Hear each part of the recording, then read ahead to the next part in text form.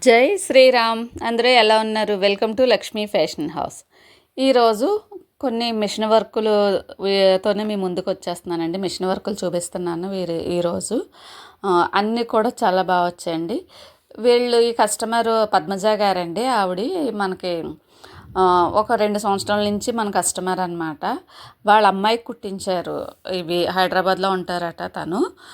ఇక్కడేమో నేను వర్కులు చేస్తాను కదా, తనకి చాలా నమ్మకం. ఆ 2 సంవత్సరాలే మనకు పరిచయం, కానీ అసలు బట్టలు ఇచ్చేసి మీకు నచ్చింది కుట్టుకోండి అంటారు అంతే. మీ పాపకు కదండి, మీకు డిజైన్లు నేను పెట్టమంటారా అంటే, వద్దండి మీకు ఏది నచ్చితే అది వేయండి అనేసి అంత నమ్ముతారు నన్ను ఆవిడ. థ్యాంక్స్ అండి పద్మ గారు. ఈ వీడియో మీరు చూస్తారో లేదో నాకు తెలియదు, ఎందుకంటే మీరు చాలా బిజీ. ఆవిడ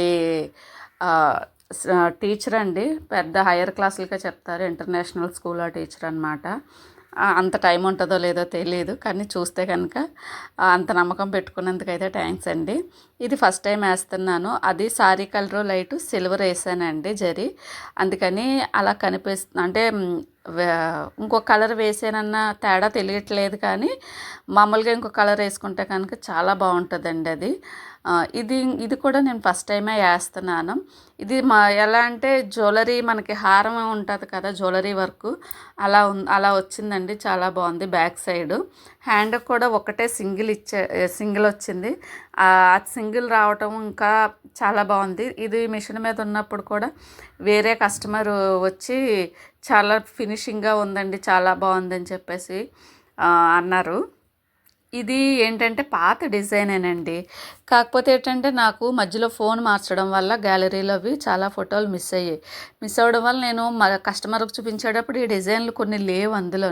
నేను కూడా మర్చిపోయాను. కొత్త డిజైన్లు వస్తూ ఉన్నాయి, కుడుతూ ఉన్నాం, కానీ పాతవి కొంచెం చాలా బాగున్న డిజైన్లు చాలా ఉన్నాయండి.